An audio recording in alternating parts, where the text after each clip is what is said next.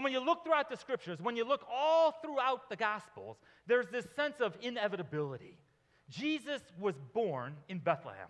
It all started in a manger, but Jesus was born to die, not in the normal, usual way, but there was a special purpose to his death. There was a special purpose to Jesus coming into the world. And Jesus would teach his disciples about his impending death that was coming. At times, it was just simply a veiled hint. At other times, Jesus was very direct.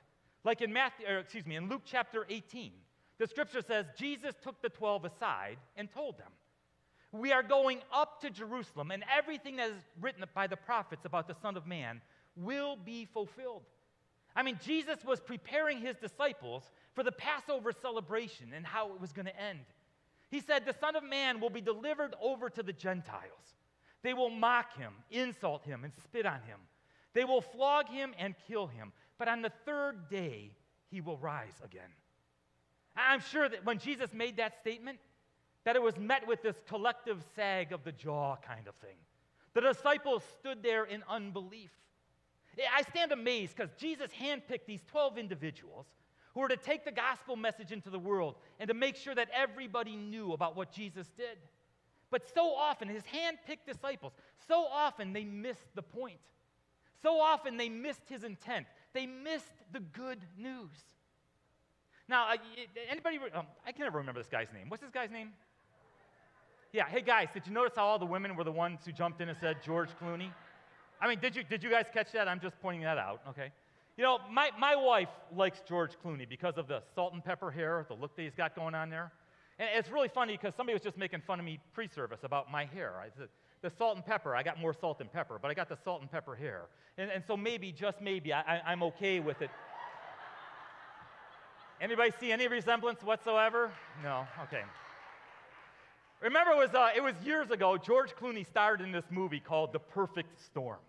And it was based off the true story about the Andrea Gale.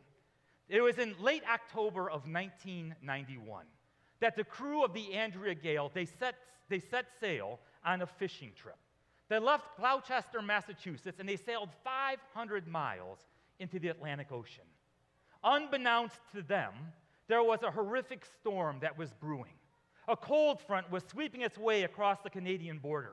There was a high pressure out in the Maritime District off the New England coast.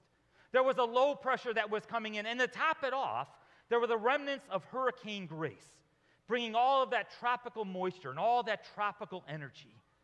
The Andrea Gale was 500 miles out to sea, and they were just bombarded with this horrific storm, with these waves that they couldn't even begin to imagine. They were getting nailed from the west, the north, and the southeast. One commentator said that only light debris was ever found of the Andrea Gale. It was the perfect storm. Well, you can correlate that to the perfect storm into which Jesus rode into on that first Palm Sunday. He started off in a small town called Bethany. He was at the house of Mary, Martha, and Lazarus. They were close friends, and Jesus would spend time at their house on more than one occasion throughout his earthly ministry. It was there in Bethany that Jesus performed the ultimate sign on Lazarus. Remember, it was the ultimate miracle. Lazarus, his friend, had died. They put him in the tomb. He was in the tomb for 4 days. See, in the ancient world, they believed after 4 days that there was no way that the soul would ever return back to the body. So after 4 days, there was no hope. Jesus showed up at the tomb on 4th day. He said, roll the stone back. And one of my all-time favorite verses, somebody spoke up and said, but Lord, he stinketh. And he rolled the stone back, and Jesus called Lazarus from the grave. The witnesses that were there began to spread word. It was the ultimate miracle, the ultimate sign. Jesus rose someone from the dead.